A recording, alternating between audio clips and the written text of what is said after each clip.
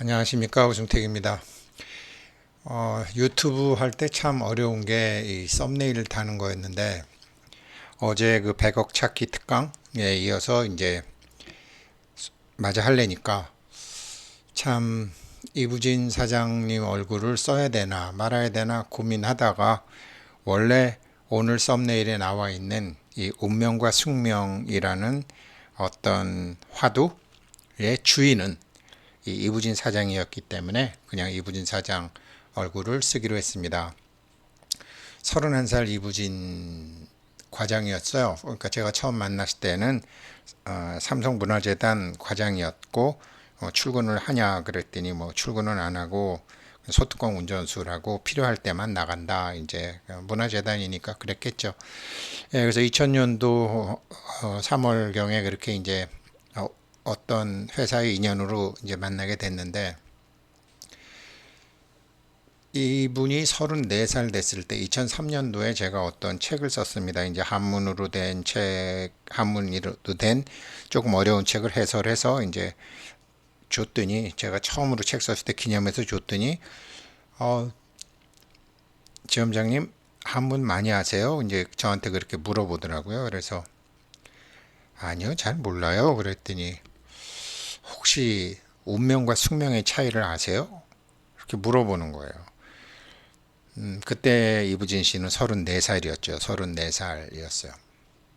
그랬는데 갑자기 운명과 숙명 한자 어려운 것도 아닌데 그 한자를 어떻게 써요? 그랬더니 한자를 보면 해석을 할 수 있으니까요. 그래서 한자 모른다 그랬잖아요. 그 제가 참 이게 오너 따님이시고 어떻게 보면 삼성그룹에서는 공주 같은 분이고, 그때 뭐 31살 때부터 만났지만 처음 만났을 때 이제 저한테 왔을 때 그 쌩얼이었어요. 미국의 소녀처럼 얼굴에 이렇게 깨도 좀 있고 굉장히 참 눈이 맑고 예뻤어요. 머리는 무릎 밑에까지 기를 정도로 굉장히 그렇게 긴, 키도 크고 아주 멋지더라고요. 그래서 이제 그랬는데 느닷없이 운명과 숙명이 뭐냐 이렇게 물어보니까, 이거 뭐 제가 바짝 얼은 거죠. 오너 딸이 그렇게 딱 물어보니까. 그래서 어, 어떻게 된 거냐 그랬더니, 이제 자기가 그 고등학교 2학년 때 17살 때 고등학교 2학년 때까지는 그 저기 서울 예고를 다녔다고 해요. 서울 예고를 다니다가 이제 고등학교 2학년 때 학교를 전학하려고 하니까, 여름방학 때쯤 전학하려고 하니까, 여름방학인지 겨울방학인지 그건 정확히 기억나지 않습니다. 그래서 이제 대원 외고로 전학을 하는데, 저도 이제 고2 때 그런 일이 있었지만 아무튼 뭐 온 집안이 발칵 뒤집힌 거죠. 아니 그 예고도 물론 들어가기 어려운 학교지만 대원 외고도 참 그래도 우리나라에서 공부 잘한다는 애들이 모여 있는 데인데, 이게 예고 있다가 외고로 간다 그러니 뭐 얼마나 다들 걱정을 했겠어요. 그래서 집에서 난리가 나고, 오빠 뭐 엄마 뭐 이모 뭐 다들 그냥 난리가 났는데, 아니다, 나는 이제 예고 그만두고 일반 학교 가서 일반 공부를 한다 그러면서 그 이제 고민을 할 때 이건희 회장님이 부르시더니 허락을 해주시더랍니다. 알았다, 가라. 너 하고 싶은 대로 해라. 그러나 너는 앞으로 어떤 의사결정할 때마다 운명이, 이것이 너의 운명인지 숙명인지 그것을 항상 분간하고 네가 정하는 길을 가라. 네가 의사결정을 할 때마다 이게 운명인지 숙명인지 결정을 해라. 그 얘기를 17살 때 들어가지고 34살 때 저한테 물어봤으니 17년간 화두를 품고 있었겠죠. 그리고 그 화두는 아마 이부진 사장은 지금도 그 품고 계실 거라고 제가 믿는데, 뭐 삼성에 많은 어려움이 있지만 이런 멋진 화두를 갖고 이부진 사장은 어떤 일이 있건 잘 헤쳐나갈 것이고, 정말로 한국의 유통업이 아닌 전 세계 유통의 어떤 참 경제 거물이 되리라고 저는 항상 생각하고 또 그렇게 되기를 기원하고 있습니다. 그런데 이 운명과 숙명이 나보다 그러면 오래 고민을 했으니까 뭐 그로부터 한 10년 저 만날 때마다 계속 운명과 숙명 얘기를 많이 했는데 서로 간에 명확히 이거다라고 답은 내리지 못했습니다. 근데 제가 언젠가 한번 이제 물어보니까 그러면 굉장히 오랫동안 이거를 고민을 하셨는데 뭐라고 생각하십니까? 라고 제가 거꾸로 물어봤더니 이렇게 얘기를 하더라고요. 숙명? 그거는요, 안 따라가면 바보가 될 것 같아요. 그건 안 따라가면 바보가 될 것 같아요. 제가 이제 환갑진갑 다 지나서 보니까 기가 막힌 정답이었습니다. 숙명은 안 따라가면 바보가 된다라는 말이. 왜 그런지 한번 보겠습니다. 바스비니, 독일 말이죠. 이것은 바스비니는요, 나는 누구인가가 아니라 나는 무엇인가입니다. 나는 무엇인가. 왜 그러냐면 숙명이라는 것은 물질, 몸을 가진 나는 내가 누구인가가 아니라 나는 무엇인가가 굉장히 중요합니다. 누르바이스네이트는 제가 운명 설명드릴 때 설명하겠습니다. 육신으로서의 나, 육신으로서의 내가 결정하는 것이면 이거는 안 따라가면 바보가 되는 거죠. 볼까요? 아마 그러고 나서 34살 때 이제 이 질문을 저한테 하고 35살 때 아기를 낳았을 거예요. 지금 동현군이 2004년도 돼지띠니까 아마 아기는 몸으로 낳는 거잖아요. 일단은 그 다음에 아무튼 그때까지 아기가 없었는데 그 다음에 이제 아기를 갖게 됐습니다. 지금 뭐 잘 크고 아주 잘 성장하고 있는 것으로 알고 있습니다. 자, 그러면 보죠. 여기 지금 이제 아쿠아리움 수족관에 물고기들이 있어요. 그런데 이 물고기들이 육신을 갖고 있죠. 물질로 갖고 있죠. 그러나 물이 없으면 살 수 있을까요? 그러면 물고기 입장에서는 물이 없으면 살 수가 없으니까 물도 나의 육신과 관련된 거라고 봐야 되겠죠. 물고기의 몸을 작은 몸이라고 치면 이 물은 물고기에겐 큰 몸이겠죠. 작은 몸, 큰 몸, 뭐 나눌 수는 없는 거지만 이 물고기 바닷속에 있는 물고기들도 마찬가지죠. 물고기가 육신이 있지만 물이 없으면 안 되니까 물과 같이 있는 물도 물질이잖아요. 그러니까 이런 물질과 같이 우리가 육신이라고 그러면 자기 몸뚱이만 생각하는데 사실은 주변의 환경도 자기다라는 거죠. 하늘을 나는 패러글라이딩 하는 사람은 어떻게 되죠? 이 허공이라는 공간의 변화에 따라서 멋지게 패러글라이딩을 할 수도 있고 이 허공에서 여러 가지로 바람이 불거나 이상 기류가 생기면 떨어져 죽기도 하죠. 간혹. 그러면 지금 패러글라이딩에 묶여있는 몸만 나라고 해야 될까요? 안 그러면 전체 환경을 나라고 해야 될까요? 전체 환경을 나라고 해야 되겠죠? 물질의 나로서는 그렇습니다. 뭐 우주로 나가서 우주비행사도 마찬가지예요. 우주비행사도 우주에서 그 우주의 큰 허공과 자기 몸이 작은 몸과 큰 몸이라고 생각해야지 자기 몸만 자기 몸이라고 생각하는 순간 죽어버리는 거죠.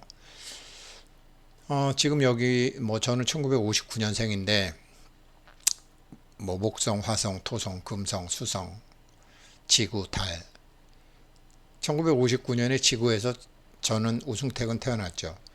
마찬가지로 이부진 사장도 1970년에 지구라는 데서 태어났죠. 그러면 몸만 자기라고 할 것인가? 안 그러면 전체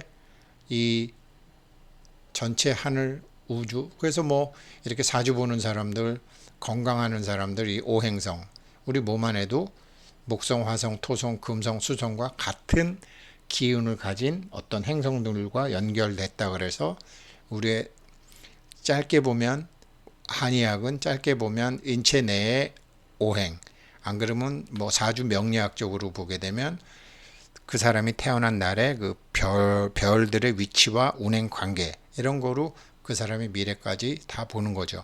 몸을 기준으로 볼 때 그렇게 되는 거죠. 그래서 어떤 몸으로 인해서 어떤 숙명적인 것이 생겼다. 그러면 몸을 숙명적으로 받았으니까 몸으로 생긴 모든 것이 만약에 여의치 않을 때는 여보세요. 공의 세계의 주인이시여. 여지껏 나를 세상에 태어나게 한 것도 나를 키워온 것도 그리고 지금 이 문제를 만든 것도 당신이 나를 도구로 사용하긴 했지만 답도 당신이 할 것이고 또 내가 지금 풀지 못하는 이 문제도 당신은 풀 수 있을 것이요. 모든 것을 당신에게 맡기겠소. 잘 처리 부탁합니다. 라고 탁 내려놓는 거죠. 따라가는 거죠. 안 따라가면 바보가 되는 거죠. 몸을 기준으로 생긴 것은. 그러나 따라간다라는 거, 내려놓는다는 거, 안 따라가면 바보가 된다라는 게 어떤 의미인가 보자고요. 뭐 내려놓다, 뭐 letting go, let it go, 뭐 the art of letting go, 뭐 여러 가지가 있는데 숙명, 내려놓는다라는 것은 포기가 아니다. 자기 극복을 하는 것이다. 자기 극복의 다른 말이다. 그러니까 숙명은 안 따라가면 바보니까 따라는 가죠. 따라는 가지만 따라가는 자체가 자기를 극복을 하는 거고 자기 몸이 60만의 자기가 아니라 온 허공이 자기 몸이 되기 때문에 당신이 풀어라 라고 해서 맡기는 거죠. 이거를 내려놓음, 맡김, 방아착, let it go, put it down 뭐 이런 식으로 이제 얘기를 하는 거죠. 이게 숙명이고요. 이부진 사장이 참 그 17살 때 아버지한테 받았던 그 화두를 34살에 저랑 얘기할 때 숙명은 그런 것이라는 라고 자기는 생각이 든다. 그때 저는 그것이 답인지 아닌지도 몰랐습니다.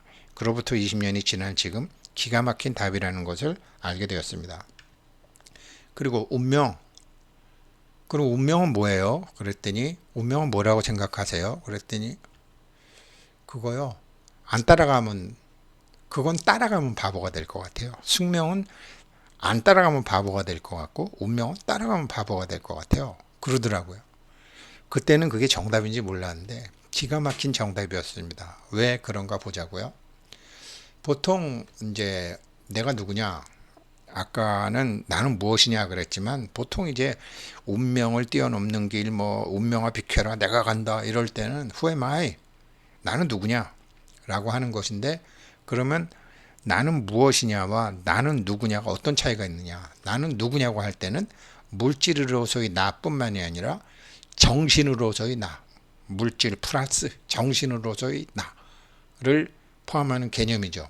그러니까 물질의 나일 때는 안 따라가면 바보지만 정신을 갖고 있기 때문에 따라가면 바보죠. 그러니까 명을 운용을 하는 거죠. 운전을 할 운이기도 하죠. 운명할 때 운. 기가 막힌 이부진 사장의 정말 총기 어린 답이었죠. 이거 아까 다시 보면은 똑같이 지금 이런 상황이 돼 있어요. 1959년에 우승택이에요. 마찬가지로 1970년에 태어난 이부진 사장이 있어요. 그러나 우리는 뇌에서 정신활동을 하기 때문에 우리의 정신력으로 모든 우주를 다 오거나이징하고 컨트롤할 수 있고 제가 어제 강의에도 말씀드렸지만 단지 컴퓨터처럼 분석이나 하고 계산이나 하고 따라가는 게 아니라 와이파이처럼 메타버스처럼 어떤 새로운 것을 창조할 수 있는 그런 안테나 역할을 하고 있기 때문에 정신이라는 것이 그렇기 때문에 정말로 운명은 그냥 따라가면 바보가 되는 것 같죠.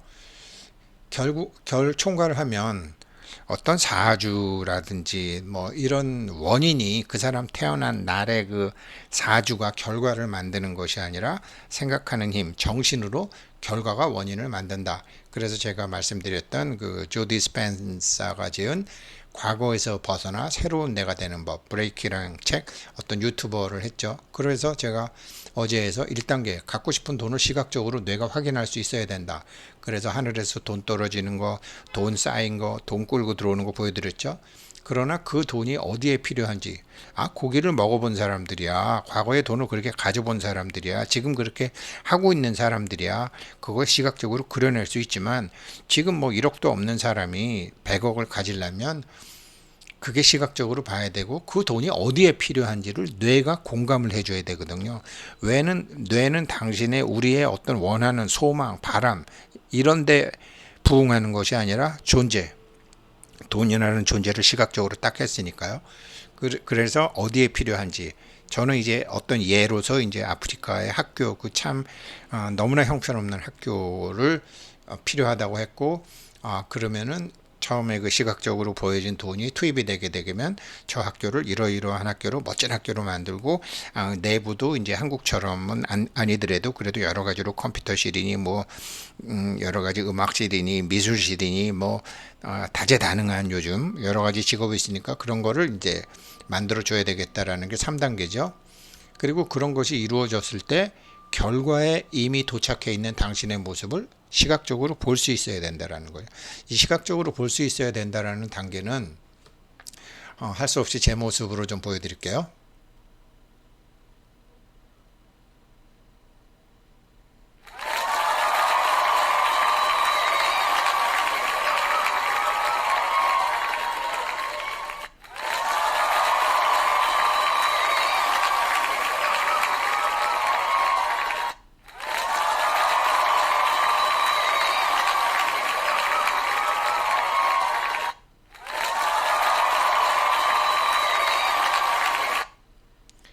이 4단계가 굉장히 어렵습니다. 왜 그러냐면 보면 그냥 즐거울 수는 있죠. 그러나 원하는 것을 성취하기 위해서는 이미 목표 결과에 도달한 이 지금 제 모습 같은 거 정말로 제가 가능하다면 우리 구독자 여러분 몇 분 되지도 않으니까 필요하다면 만들어 드릴 수도 있어요. 근데 앱을 깔면 다 이제 만들 수 있나 봐요. 그런데 이게 왜 어려우냐면 이 머릿속 영상이 1분 이상 머릿속에서 존재해야 됩니다. 1분 이상 머릿속에서 존재해야지 뇌가 그때부터 본격적으로 일을 하기 시작합니다.